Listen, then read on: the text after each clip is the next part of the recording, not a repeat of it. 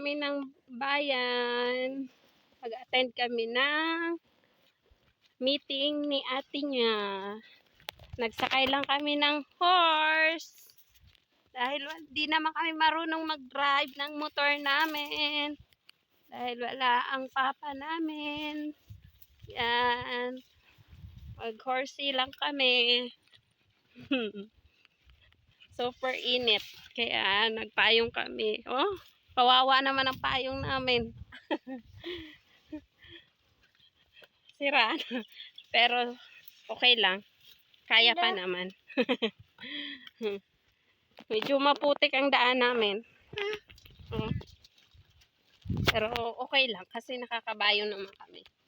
Diba anak? Oo.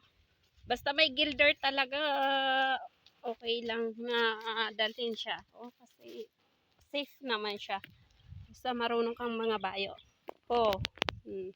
Hanggang dito na lang. Bye-bye. Thank you for watching.